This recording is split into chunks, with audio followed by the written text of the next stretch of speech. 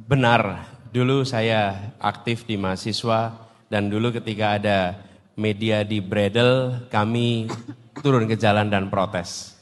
Dan ketika sekarang saya berada di dalam posisi menjadi penyelenggara negara, saya bertugas di Jakarta sebagai gubernur, tidak pernah sekalipun melaporkan kata-kata apapun pada gubernur.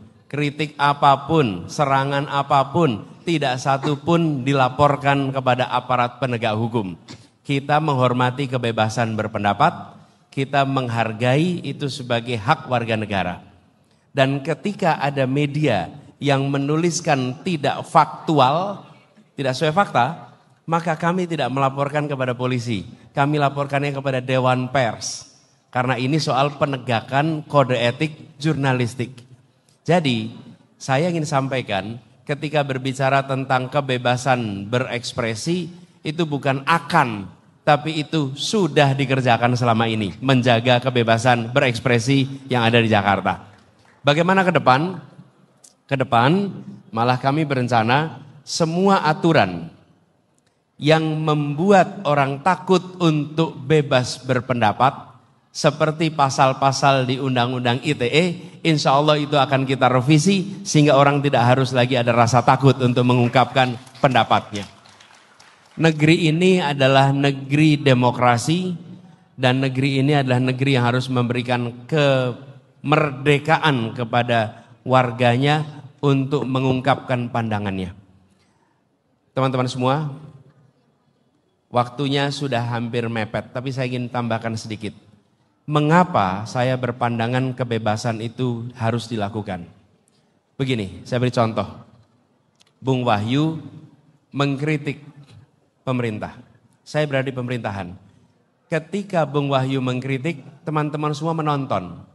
Lalu apa yang saya kerjakan? Saya harus memberikan argumen atas apa yang saya kerjakan, mengcounter kritiknya Bung Wahyu, betul? Kemudian saya berikan argumen. Wahyu memberikan argumen lagi. Dan ketika terjadi percakapan itu, siapa yang paling diuntungkan? Yang paling diuntungkan adalah seluruh rakyat yang menyaksikan, oh kebijakannya alasannya 1, 2, 3, 4. Ketika kebijakannya masuk akal, maka rakyat akan mengatakan pemerintah mengerjakan yang masuk akal. Dan ketika pemerintah ternyata argumennya tidak masuk akal, pemerintah harus mengkoreksi, artinya uang pajak rakyat diselamatkan. Karena itulah mengapa kebebasan itu harus dijaga. Karena kita bukan berbicara uang saya, ini adalah dana milik rakyat.